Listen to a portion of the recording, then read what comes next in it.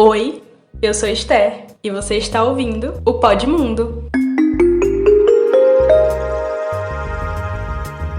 Olá, amantes das relações internacionais, como vocês estão? Está começando mais um episódio do Pod Mundo e hoje o assunto é a questão indígena dentro das relações internacionais. Vocês já pararam para pensar como é visualizada a causa indígena dentro de uma instituição tão conservadora como as relações internacionais? E caso sua resposta tenha sido não, você está no lugar certo. Nossa proposta de hoje é de fazer refletir e aprender um pouquinho sobre como essa questão vem sendo visualizada nos últimos tempos. A área das relações internacionais contém um viés muito conservador desde a sua criação, uma vez que foi baseada dentro de grandes conceitos colonialistas como patriarcado e visões elitizadas. Nos últimos anos, o levantamento de debates que tragam causas minoritárias tem adentrado de forma essencial para levantar debates dentro das relações internacionais, como, por exemplo, as perspectivas ameríndias, que também trazem, hoje em dia, a questão da diplomacia indígena. Assim, dando voz a importantes nomes da causa indígena e também dando visibilidade a causas ambientalistas e a perseguição de líderes ambientalistas e indígenas, bem como a tragédias em grandes histórias de povos originários, como os Yanomamis. E para isso, nós trouxemos a Adelson, que é o nosso aluno da Unilab, um aluno indígena, para falar um pouquinho para a gente. Adelson, pode se apresentar para nós?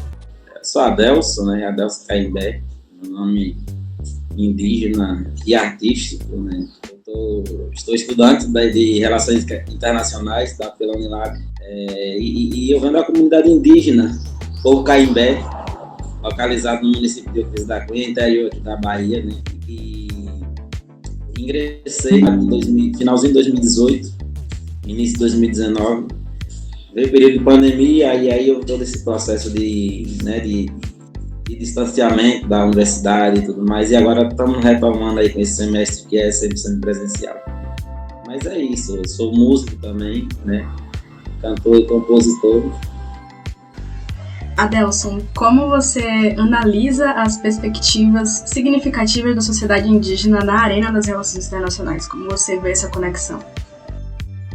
Então, eu percebo que de uns tempos para cá as discussões têm ficado muito mais amplas, com relação a essa questão socioambiental, inclusive, que a gente tem tido uma participação muito assídua dentro desse processo de construção das políticas mesmo, E é tanto que hoje a gente percebe que as comunidades indígenas, os povos tradicionais, de uma forma geral, têm tido esse cuidado, com a preservação ambiental, com a questão desse contato mais próximo com a natureza, coisa que a gente não percebe em outros setores, sociais. Então, dentro dessa relação, a gente tem uma grande contribuição, sim, a dar dentro das relações internacionais, enquanto povos indígenas, enquanto conhecedores, dessa questão ambiental, dessa questão da proximidade com a natureza. A gente tem mais esse contato e eu acredito, sim, que a gente tem bastante coisa a contribuir dentro desse âmbito. Inclusive, que é isso que talvez a gente vai abordar um pouco mais sobre isso mais tarde, mais à frente. Só que foi talvez isso que me trouxe para dentro da Unilab, me trouxe para esse curso de Relações Internacionais, estar mais próximo dessa parte teórica, dessa parte científica mesmo, para estar dando mais ênfase a essas discussões. Nos últimos anos, a gente viu que houve assassinatos de importantes ativistas ambientais, como Dom Phillips, o Bruno Pereira, e eles estavam em plenas lutas de terras, e de acessos a recursos naturais. Com esse aumento de violência estatal e esse despojamento, de terras indígenas, o governo anterior também ele contribuiu para que essas políticas públicas ignorassem outras linguagens e narrativas em defesa de valores como a terra, território, bens e a natureza. Para você, Adelson, quais foram as maiores dificuldades fomentadas por esse governo? Olha, eu acredito que com relação a essa questão de violência, de agressão aos povos tradicionais em suas determinadas comunidades, com relação a essa disputa de terras, mas a gente percebe que não é uma preocupação que tem surgido, ou uma coisa que tem acontecido apenas nesse governo passado, O governo desse cara que acabou de sair aí, que eu prefiro até não citar o nome dessa coisa aí, como disse o nosso presidente Lula. Eu tenho percebido que os outros governos anteriores também não têm feito a tarefa de casa, não tem feito as políticas de acordo com o que eram demandadas, né? A gente percebe que no governo Dilma, no governo Lula, foram os governos que menos demarcaram as terras. E foi onde mais surgiram as demandas. E era um governo que era muito mais voltado para essas questões, para abraçar essas causas, né?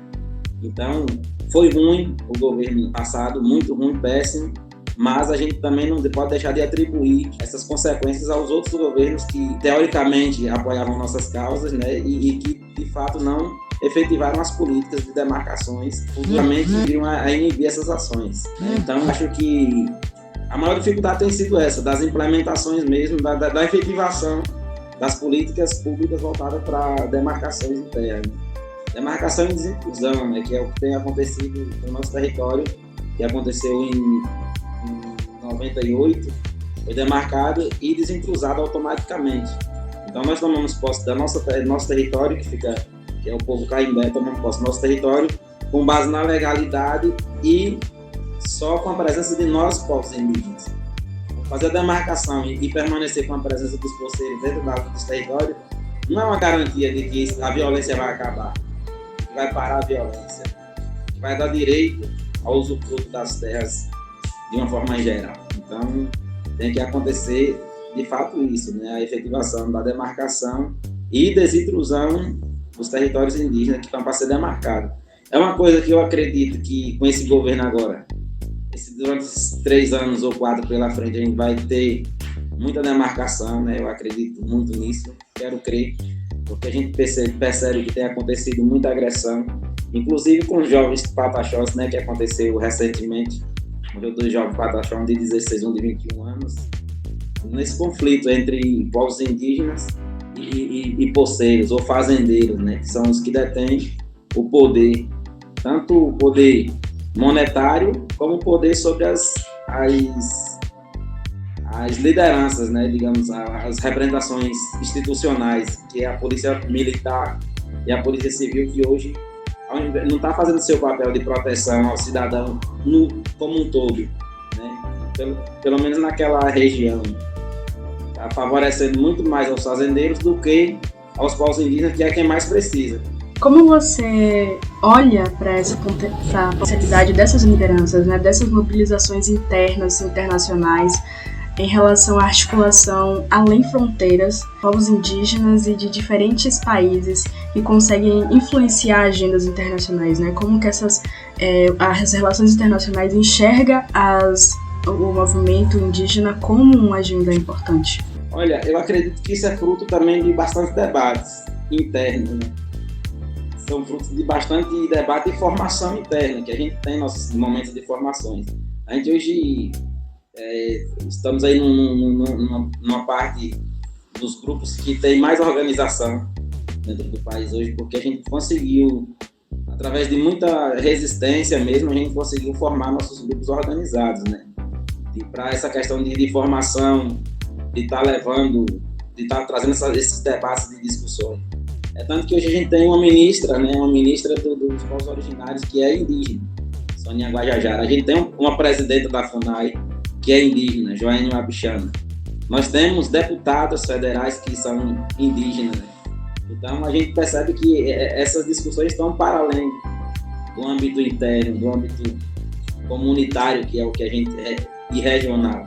Está se expandindo a nível mundial, inclusive, quando traz essas agendas internacionais, né, que eu acho que é uma coisa sensacional, que é uma coisa que está sendo discutida de nós, para nós, com nós, né, até nossa presença dentro dessas discussões a nível internacional. Então eu percebo que é algo positivo, né, algo muito positivo, estar ouvindo as vozes que vêm de dentro da situação, não deixar apenas as pessoas que estão de fora criarem uma situação imaginária, talvez às vezes até criam, e aí criam-se políticas em cima disso, sendo que a realidade é completamente diferente.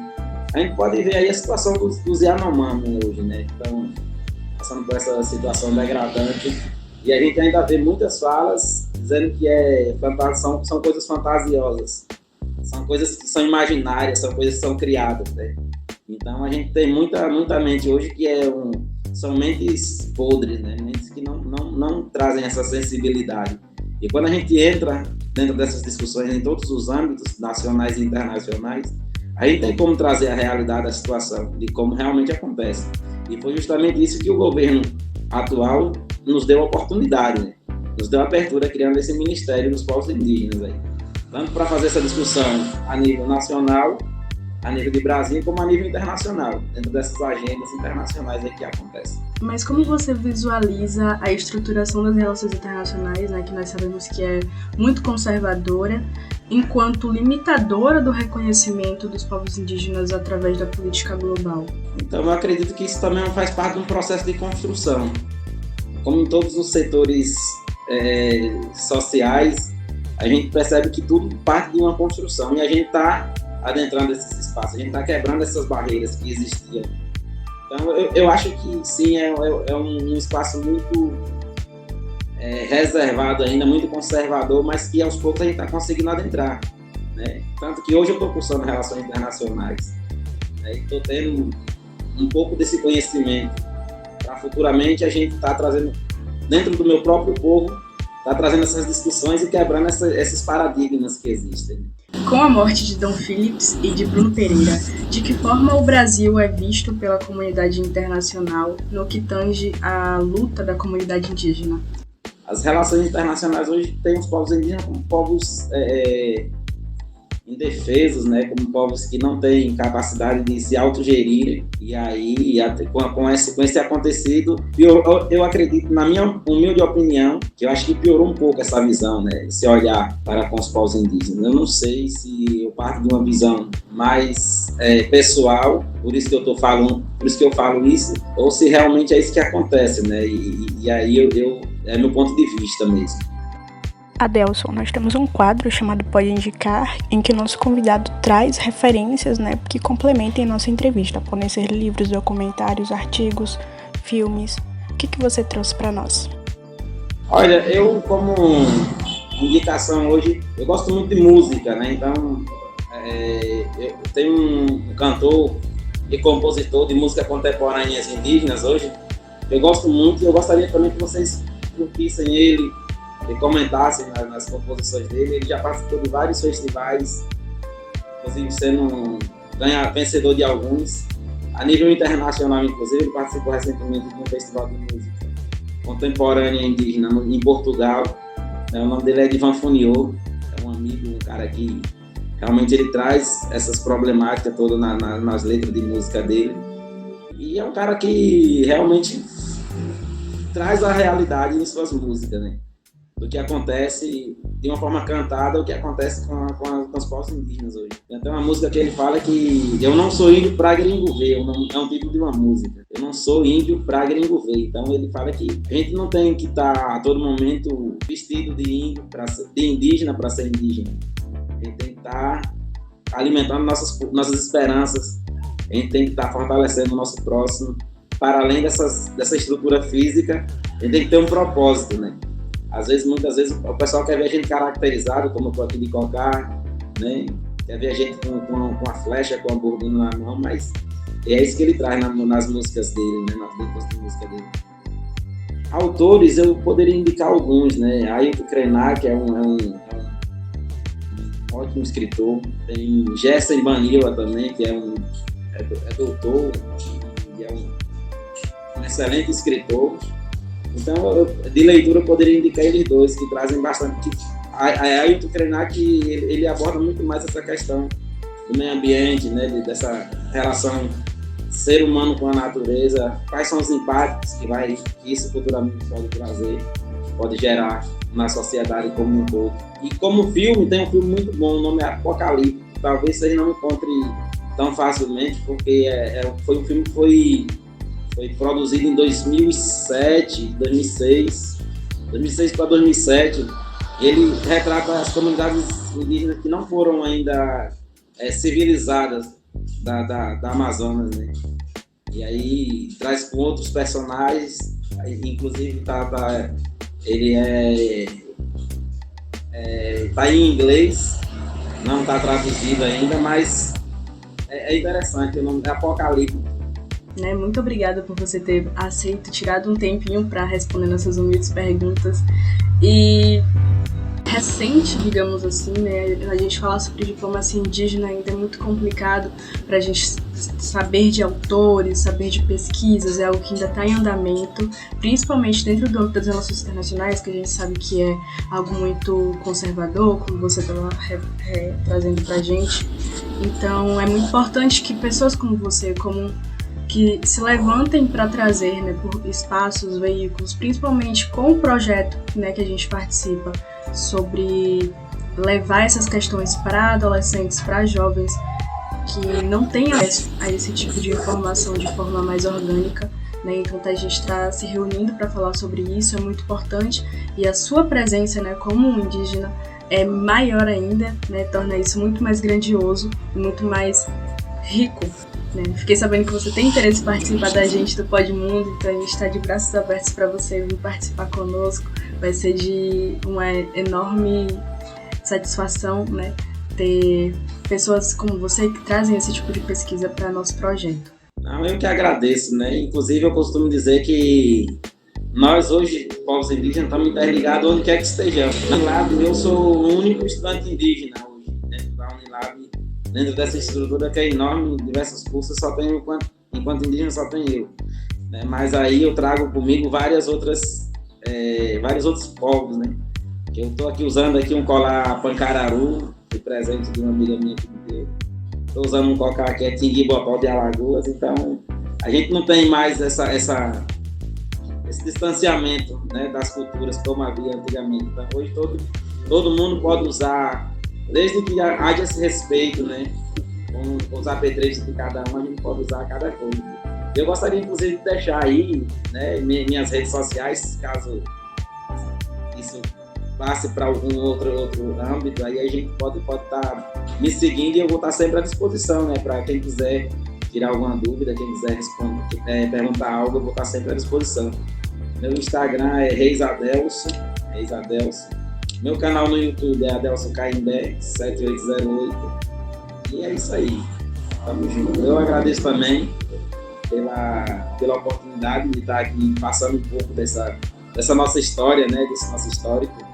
Eu acho importante essa interação entre nós, até porque nem sempre as informações são passadas da forma como devem ser, né? Nem sempre as informações são passadas da forma como são, de fato. Sempre há uma alteração nesse meio de caminho e tal. E é importante ter nós trazendo nossas vozes nesses espaços também. Mas eu agradeço também. E vamos fazer parte do projeto, sim. Estamos colados aí. Se Deus quiser, vamos trabalhar e construir muito juntos aí. Meus caros ouvintes e amantes da política internacional, nosso episódio chegou ao fim. Mas fiquem tranquilos, porque novos episódios virão. E para que você fique ligado quando sairão esses novos episódios, é muito importante que você nos siga nas nossas redes sociais, @podmundori. Assim, você estará sempre atento aos novos episódios e também ao que acontece nos nossos bastidores. É isso, se cuida, tchau!